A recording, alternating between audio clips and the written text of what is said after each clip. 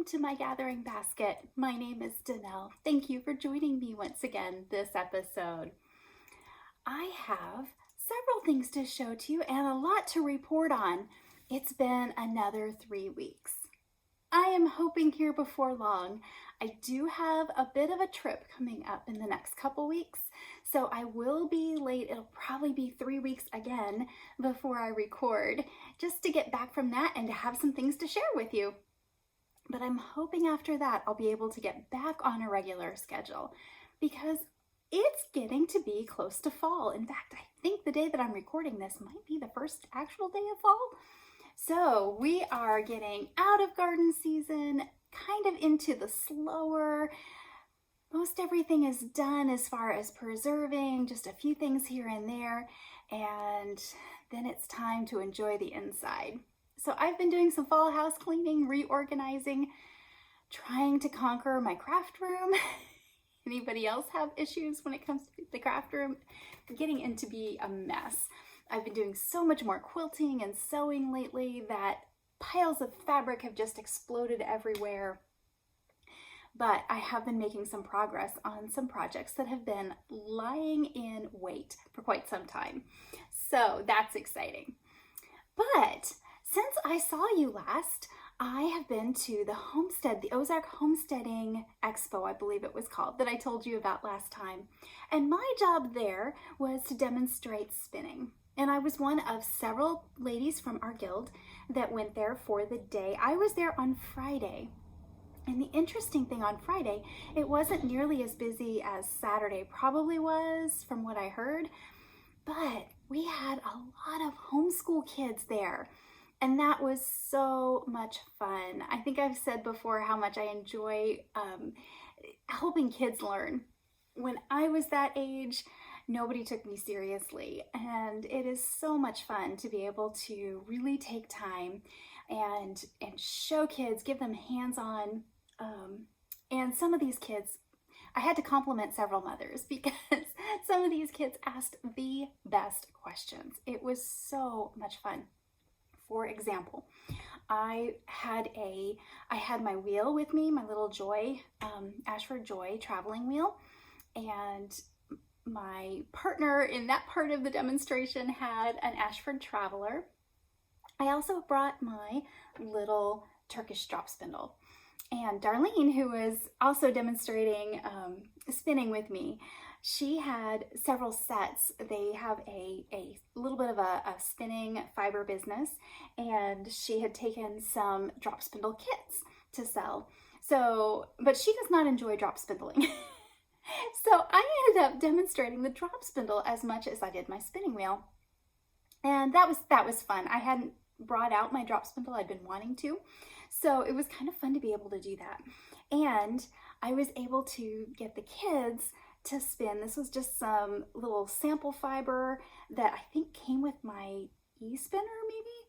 I just had a handful of it in a box, and so I took that along, figured it was a nice fall color, and I could let the kids spin this, and then we would just ply it up on itself real quick, and then I could hand them like a 6-inch piece of their first hand spun yarn. And it was so much fun to watch them walking off with parents and talking and showing them, and it made my day. I don't know about theirs, but it made my day. One little boy in particular, he was probably somewhere in the vicinity of 5. I should have asked him. He was so cute. He wasn't as tall as the spinning wheels. And he came over and just stood there. And Mom was talking to some of the other people in our group. And so when she made it over there, first thing she said was, "Do you remember all of the simple machines that we talked about?" Really took me off guard. It was so much fun to watch him answer. He just looked, his eyes were huge, and he nodded and he started pointing at different parts of the spinning wheel. And before it was all over, we had a blast pointing out levers and pulleys and just, oh my goodness, it was so much fun. And of course, the one that Mom was trying to get him, she was trying to go easy on him, and she was expecting him to say the wheel. But the first thing he came up with was lever. And then I took him over to my spinning wheel because it was a little bit more like his height. He could look down at the drive bands, and we talked about pulleys. So that was questions I never would have expected. I had another girl that stood there she reminded me a lot of me. When she was probably a little older than me when I first saw my very first spinning wheel. I was 5. And she looked like she was probably 7 or 8, and she stood there forever. We ended up giving her, she tried the drop spindle, and we ended up telling her and her mom how to make a CD drop spindle at home, and I gave her a little handful of fluff to take home and spin. And I think she came back 3 different times with her mom looking at what we were doing. So I hope we have properly infected a few kiddos, as well as several adults. So it was a lot of fun. I got a lot of spinning. I had told you I was going to take some of my yellow, orange, Corriedale, I believe it is, wool with me to try to get spun up to start working on my sweater spin. The thing that I forgot until the night before was that I had decided to drum card. This is going back one of the very first episodes, I think, that I recorded. I had some orange and some yellow, and I was, long story short, I decided it was going to be a whole lot easier to run them through my drum carder, blend those colors. I was liking the color I got from it. I forgot that I needed to spin up some more, or card up some more bats. So that wasn't going to be an easy project to take. So I ended up pulling out the green, same fiber, but the green that I was working on, and I got that done in one day.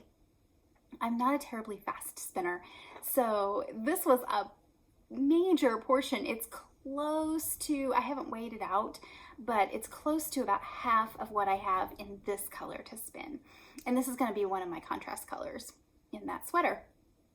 So I have that much of my singles spun. This bobbin usually holds about 4 ounces. So I'm thinking I have about 3 ounces there spun. And this is, if I can reach and grab it, this is the fluff that I'm spinning. The funny part was I was spinning away at this, and when I came home and I was putting away all of my podcast stuff from last episode, I had this sitting out. And they say if you pick out a color twice, it's probably the right color. Very close. This is the knit picks that I was working with on my roadside beanie. And I just happened to have that still sitting out. I hadn't cleaned it up yet. And sure enough, pretty good match, I'd say. So apparently that's a color that I really like. So that's the progress that I got on that project. And then I came home and my wheel sat in the travel bag that it has for the last 3 weeks. So I really need to, a couple days ago, I got it at least pulled out and set up and ready to spin. So I just popped this off of the wheel to show you that I actually have done some spinning, and I need to get back to it. And I haven't even touched the Jacob that I had shown you last time. I have just a little bit of that spun. So that is the spinning that I got done. But oh my, it was so much fun demonstrating, and amazing when you have a block of time how much you can get done. I will confess that my legs hurt just a little bit the next day. That was a lot of treadling. And I also got a chance to get up in between times. There were classes going on. I did not take any of the classes. Some of them looked really good. I would have liked to have. Most of what I wanted to take was actually the next day, and of course I had to work. So I was able to at least get around and go to some of the different vendors, and that was a lot of fun. And I'll tell you a little bit more about what I got there at the end with the homesteading information. But that's spinning. And then the only actual finished object that I have to show you is, once again, a dishcloth. But if you notice, I have ends woven in, so it is truly a finished object. Now, I have been part of, kind of on and off, part of Amber, the Yarn Hoarder's dishcloth challenge. Last year I took the challenge seriously, and I think I was able to pretty well get all of my dishcloths done. It went a little backwards for me. The point of the challenge is to get through your cotton stash. I didn't have a cotton stash to start off with.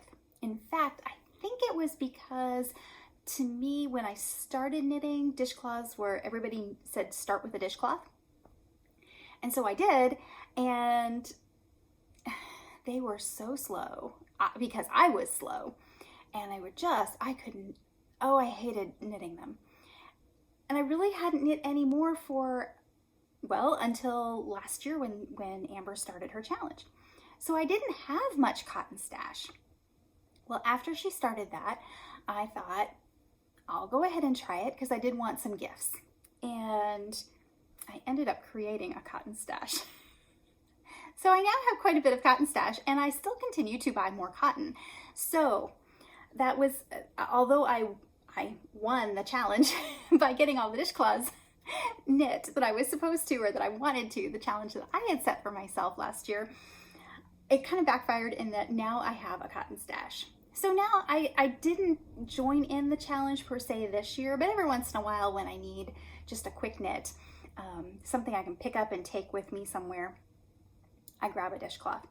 So the part that was new with this was I was strolling through Walmart the other day, and they had some new, I don't remember what I was looking for, but I was in the craft section and I turned around and they had this new to me, I hadn't noticed this before, the Peaches and Cream Stripey.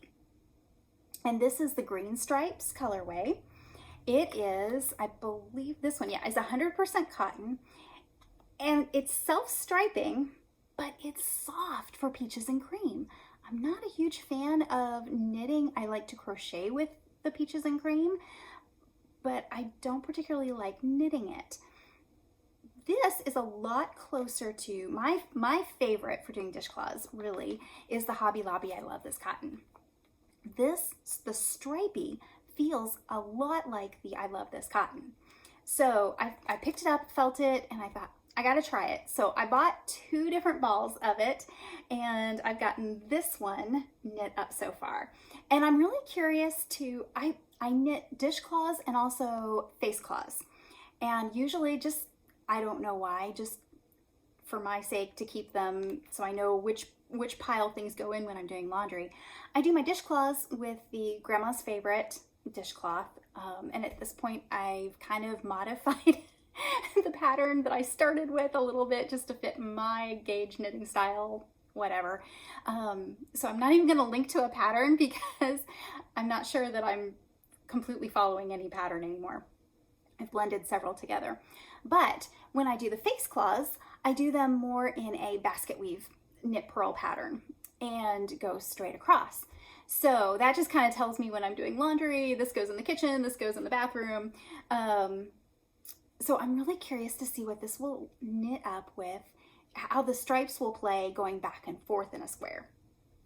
So I haven't tried that yet. These come in 2 ounce, 2 ounce and 102 yards to a ball. So I think I've got enough yet to do a face cloth, and I'm going to be really, it'll be interesting to see what it does. If it matters to you, one thing I found interesting, they are no longer doing, Peaches and Cream used to be made in the US, and the last few balls that I had said made in Canada, and these are actually made in China. So the stripey, the others I believe are still made in Canada, and this one is made in China. But it has a whole different feel for 100% cotton. It really does remind me a lot of the I Love This Cotton. And I do like the stripey pattern that it makes up. So for what it's worth, and this may not be new, it was just, like I said, the first time that I had seen it. At the same time as I was looking at those, I noticed that they had another new type of yarn. So I had to try it. And this is a Lion brand called Re-Up. And I just bought the one skein just to see what it felt like. This feels much more like the traditional Peaches and Cream or Sugar and Cream. It's a much looser. This has a, this did not split on me like the Peaches and Cream. This does split. It's a much looser ply. If I can, I don't know if I can show you, but it kind of comes apart a little bit. And I noticed that I do split the stitches quite a bit as I'm knitting. I just started this afternoon just because I knew I was going to talk about the other one, so I wanted to know what this felt like. So I've gotten about halfway. Oh, I'm halfway to the halfway point, maybe, if that makes sense. Got a good start, enough to know that this does have a nice finished feel. I don't enjoy the knitting with it, probably as much because it does split. This is just slightly heavier. It's a 2.5 ounce and 114 yards. So it is slightly heavier than the other is. I think this is closer to, like I said, a regular peaches and cream. The re-up, the reason it's called re-up is it is recycled fiber. So it is an 85% cotton, 15% polyester. And that's probably a little bit of what I'm feeling, the difference. I've done a couple yarns that had a little bit of polyester, and I don't think it's really gonna affect the usability of it or anything. It may actually be a little bit quicker drying. I don't know, I haven't put it through the wash yet. I think it's gonna knit up fine. I'm just not enjoying the process quite as much as I do some other ones. It's just a little bit rougher feel, texture. Again, when it gets washed the first time, we'll see what it does. But I am, for the price and the availability of it, I think this would be really good for like produce bags, other than the fact that it is a little bit heavier. But market bags, anything like that, I think it would be a very good. And to me, it's always interesting to see what they're doing as far as recycled product. So if you're interested, those were both available, like I said, at my local Walmart. They're probably at other craft stores as well. I just haven't been to any lately. So there's Lion Brand Re-Up and the Peaches and Cream Stripey. So that's enough waffling about dishcloths. The other knitting project that I have on the go, I had told you last time that I was going to try to conquer this yarn. I have 3 skeins of it. This is huge. It's the Miss Babs Yowza. So it is a large put up in the balls. I have 3. It is supposed to be a light worsted. I am actually knitting it more like I'm knitting it about 6 stitches per inch. So I had told you I had tried several patterns. None of them worked. The gauge was wrong, or the stitch pattern was wrong, and the variegation didn't, hid patterns. Nothing was working. So I decided to throw out the patterns and go my own way. And what I did for that, I have had this book for quite some time. This is by Melissa Leapman, 6,000 Pullover Possibilities. And if you have seen, and I have not looked into the Ann Budd handy book of sweaters, the top-down sweaters. I think this is from what I have seen others talk about. I think it's a very similar type of thing. Okay, so you can kind of see from the top, there's the different colors on the top of on the spine. And each of those, there is one section for back pieces, one section for fronts, one for sleeves, one for collar treatments, one for optional accessories. And basically, if you do the math, I'm not going to check it out, but they tell me if you do the math with all the different possible pieces, you can put together 6,000 different pullovers. As you can tell, all of these are done in pieces. I have the very first sweater that I did, which would have been 1994 probably. I did my very first sweater out of red heart acrylic. I may have told you the story of that sweater already. It was knit in pieces, and since then I have never knit another sweater in pieces. So that's why the book has sat on my bookshelf for a little while, because there are a couple sweaters that, because of the yarn that I want to use and the way I have them constructed in my head, I really do need to do in pieces. And it is a little bit more portable. There is that to be said, and the structure can be a little bit nicer with a pieced garment. Can you tell I'm trying to talk myself into this? Anyway, I decided it was time to pull this out and just swatch get my gauge and decide on a sweater pattern. I haven't completely decided on the sweater pattern yet. I have the back done here. And I did this out of one skein. And typically, yes, you do want to alternate balls. However, I wasn't sure how much yarn this was going to take, and the easiest way for me, the least complicated, was going to be to knit this out of one piece. I really did go into this project with the mindset that this could be just a giant swatch. I also have longer hair, and there are a few places where it kind of pooled, but honestly, it doesn't bother me. For the most part, I have my hair down. It's going to be covered up to about here anyway. As I was knitting, and it was funny because it was just when I got, and this again in pieces, it's a little hard to show because it's going to all curl up, but it was just when I got finished with the waist shaping, and that's where the pooling started to happen. And then we got back in. This is going to be, the one thing I did know is that I wanted to make it raglan. So I have the raglan shaping. This will be the neck, and back down to the other arm. And I cannot get it all the way out, sorry. But that's my back piece.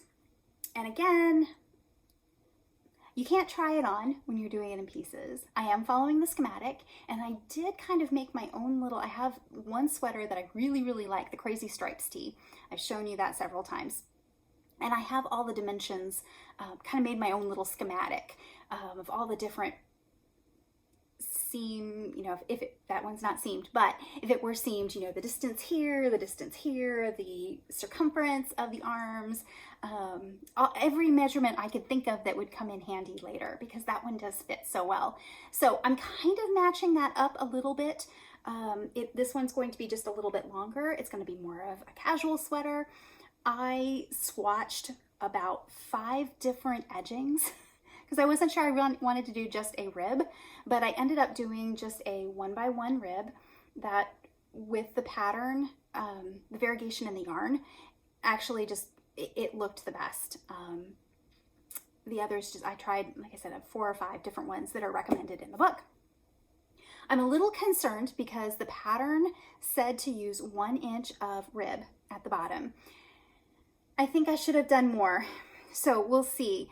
I didn't have any problems with it curling until I got about halfway up, and then all of a sudden this started curling. So if you've done this before, if you've played with this and can either tell me this is not going to work, rip it out now, or don't worry, once you get it sewn together, that will hold it down, I would appreciate some feedback, because that makes me just a little bit nervous. It doesn't look too bad now. But it does want to kind of flip up in the middle. So I got the back piece done.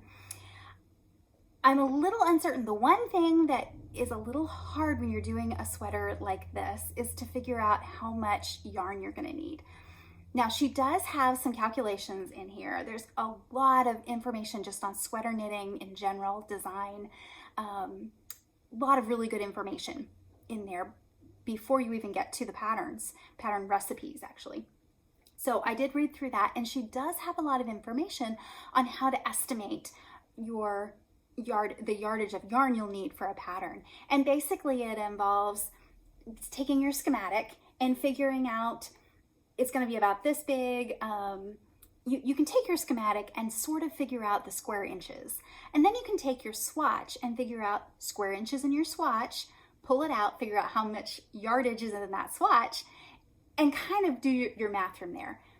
I got the concept. I wasn't going to do the work. So, and I thought I would have enough. The only issue is I'm working at a much tighter gauge than most of the patterns that use this yarn. So that's going to eat up a whole lot more yarn. I knew I wanted raglan. I know I wanted long sleeves. And I really wasn't sure about the neckline, whether to do like a cowl neck, just a ribbed crew neck. So I still haven't decided. And that's part of why, I think I got off track here. That's why I did this all using one ball, because it was the easiest way for me to finish the piece and weigh the yarn, weigh the piece, and have a better idea of how much yardage, like do I need to just abandon it here? Am I going to have anywhere close to the amount of yardage I needed? I think I'm going to have enough. How much so I did this piece, and then I decided to move on to the raglan sleeves. So again, it's all rolled up. I'm sorry, but I am just, I'm about a third of the way through the sleeve cap. Don't want to pull that off. So I've got that much of my sleeve cap done, and I think I'm gonna like this. It is a little bit longer than might be ideal for me, but I think that's gonna turn out nice. And I should have enough with this ball of yarn to do the second sleeve. And I haven't had any problem with pooling on this just because of all the increases and decreases. So I think I'm gonna measure the yarn when I get this piece done, because I do still have quite a bit. It's always amazing to me how much a sleeve cap can take. So I'm gonna try to measure this, weigh this out, see for sure like how many grams this piece took. I will probably do the next sleeve out of my third ball of yarn. This yarn looks very similar. It's all the same dye lot. Again, hand dyed, Miss Babs. But boy, on the screen, maybe not as different. Anyway, it's always interesting how it looks on the screen. But I think I will do the second sleeve out of this one, and then I'll have two balls that I can alternate to do my front, because really that's where, to me, the pooling is going to show up. I'm going to notice it more anyway. And then I think, and again, it depends on how much yarn I have left. When I finished this piece, the back, I had, I believe, close to 75 grams left. So I'm hoping if that stays true for the front, what I would like to do is a slit neck front, and do a kind of like a Henley sort of top. So what it's going to look like, and just to give you an idea of how this works, for instance, I am working on the raglan construction. So she has a quick schematic of it, which these are, and she says comes right from the Craft Yarn Council's standards. So she has the schematic, what it's going to look like, the construction, how it sets into other pieces, and then she has these wonderful tables, and they go on for each different, and then she goes on to if you want a short sleeve, if you want a bell sleeve raglan, all different variations on a raglan. And so you have your, what I am doing is okay, I'm not actually doing exactly what any of this says. Are you surprised? But that's the whole point of this, right? Is to make your own, make it your own. But it's a place to start. Could I have figured this all out in my head? I've knit enough sweaters that I probably could do my own sweater design. I don't want to. So I'm starting with the basics here. What she has is, it's kind of fun. When you get to the front pieces, she has a square neck, a round neck, there's like 6 maybe. And then she has, so for example, and I don't think this is giving anything away, but for the square necks, you can do this shawl collar, you can do a square collar, and then she has different options, like this is garter, you can do different types of edge treatments. So there's all the different square, there's the V-neck, the different treatments there. What I think I'm gonna do, if I can find it real fast here, I'd like to do this zippered high neck right here. So I've only put zippers in, I don't think I've done any in knitting. I've done it in crochet. It should be about the same, right? But I think this is going to be a fun little treatment, and then you can wear it open or closed. So that's my plan. Like I said, a lot of this depends on how much yarn I have left when I get to that point, because the fun thing is I can do both sleeves. They're not going to change based on the neck treatment. Where I have to decide is when I get about here with the front. And then I have to decide, am I going to go on? Am I going to split? How am I going to treat that? So at that point, I'll know how much yarn I'm probably going to have left over to do that neck. And it's also nice you can put off the decision to the end. So I'm really excited to be using this. It has been a lot easier to use. I have another planned sweater from some yarn that self-striping yarn that I wanted to do a raglan and use the self-striping on the sleeves. And I know there's that sock arm sweater that came out a couple of years ago. It's super cute, but it uses, I think it's a contiguous sleeves, more like the set-in sleeve. So the color, put that down, the color cuts off pretty straight here. And I wanted the color to go up like an old-fashioned baseball shirt kind of thing. So I think this is gonna let me do that. Gauge is not my friend, right? How many times have I said this in this podcast? So what I ended up doing, every time I did a sweater piece back and forth in stockinette in a flat piece, I had terrible rowing out. So, and I thought that, you know, you'd have one row that was bigger than the next. In my case, and apparently the most common, is my purl is a lot looser. So you would have small, big, small, big, small, big. I thought that the variegated yarn would kind of hide that a little bit. In actuality, it was worse. I did my swatches, and what happened was on my purl rows, any of the little pop colors would really pop. They looked like a loose stitch. And then I realized, no, that was just because it was standing out because it was bigger.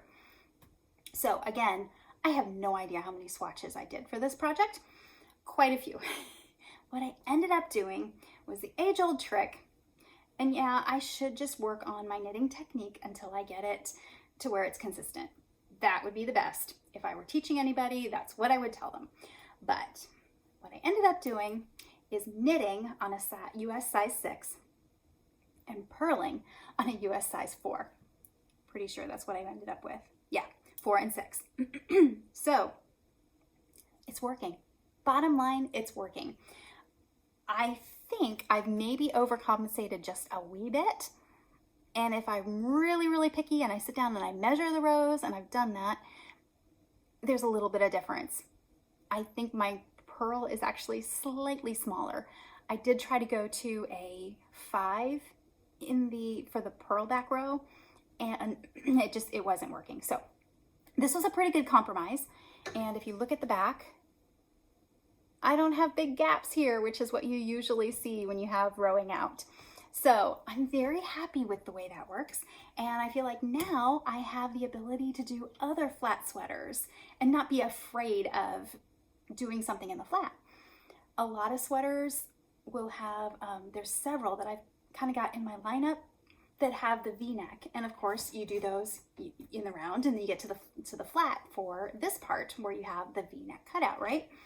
And I've always kind of slid those to the side and not done them because I didn't want that rowing out look on part of my sweater. So knowing the difference in my gauge, having 2 sizes, and I did this at multiple combinations because I was playing with the stitch gauge. So every combination I did, whether I did like a size 8 for knitting, then it was a 6 for purling. So it seems like I'm pretty consistent with that two size needle sizes difference between the knit and purl. So that should help me in the future when I want to do those back and forth flat pieces. I don't have to be so afraid of them, I hope. So that's a really silly thing to be afraid of, but there is my sleeve, and that was my solution. So like I said, I'm hoping to finish this piece tonight and get started on the other sleeve before I forget all the alterations I made. And hopefully next time I will have, if not a completed sweater, at least close. Then I have to work on my finishing techniques. So that's pretty much, I think, been my crafting. And I'm sorry, I know the light is changing, everything's turning yellow. Weird day here in Missouri. We've had bright sun. When I started, it looked like it was going to be sunny again. We've had 1.5 inches of rain. It's been dark and cloudy. It's just, but this was my only chance to record, and I wanted to talk to you guys. So forgive the yellow cast. And then, like I said, the Homestead conference, I had a lot of fun looking at different vendors, coming up with a whole bunch of other things I want to try. the one that I did fall for this time, I was able to get a sun oven. I have been looking at these things since I was in 4th grade.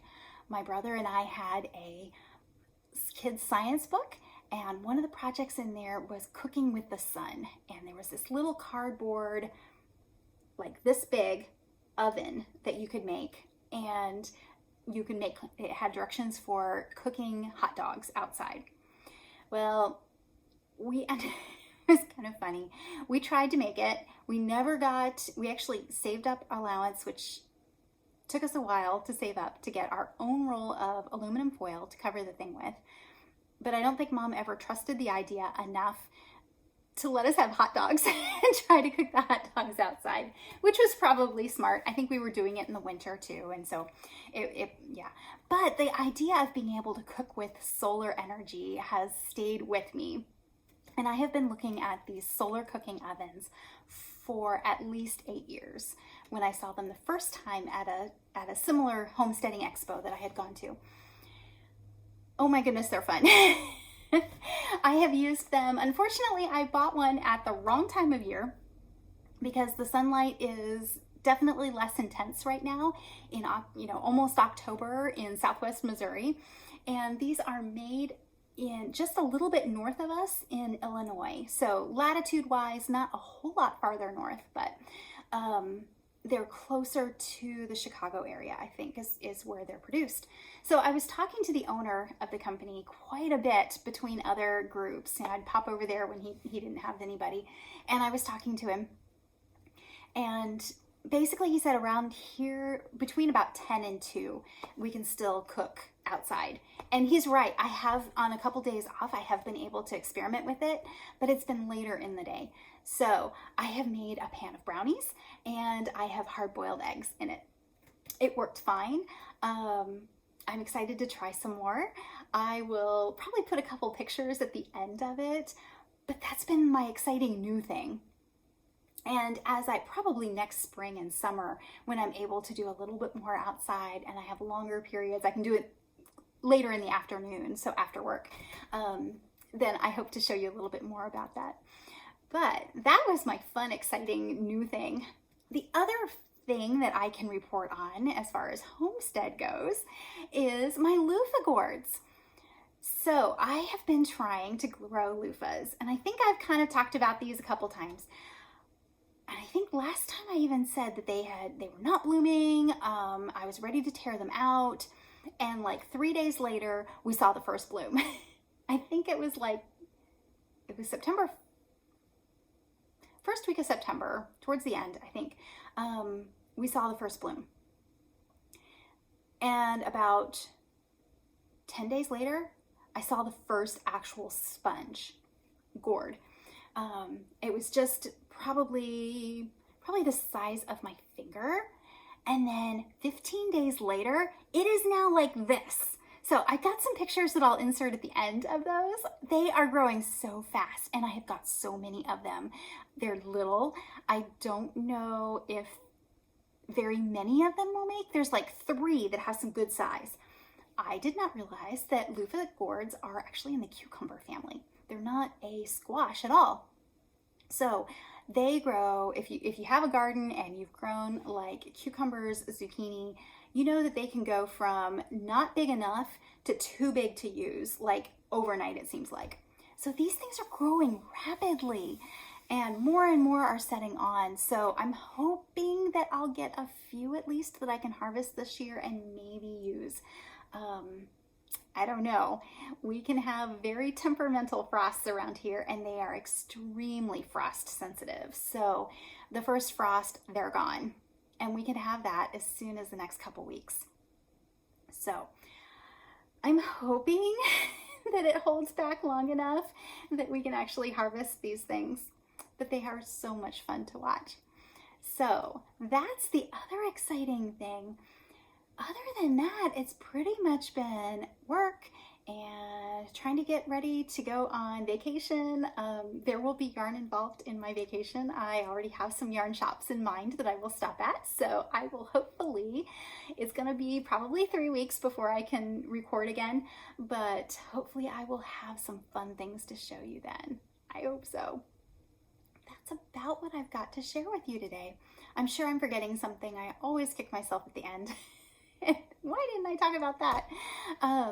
Oh, this, what I'm wearing. It just felt fall today with it being overcast, and it's not cold at all. It's in the high 70s, but it just seems coolish. So I pulled this out, and I can't give you a pattern. This was a little kit that I bought from a alpaca farmer many years ago, and it just had a little flyer in it with a pattern. I believe this was called a pinecone stitch, and it's just the same stitch all the way up, but it was my second, I think it was my second ever lace project. There are lots of mistakes in it, but if you wear it like this, nobody knows. Nobody can see it close enough. It was a beautiful project. It's 100% Surrey alpaca, so it feels like silk.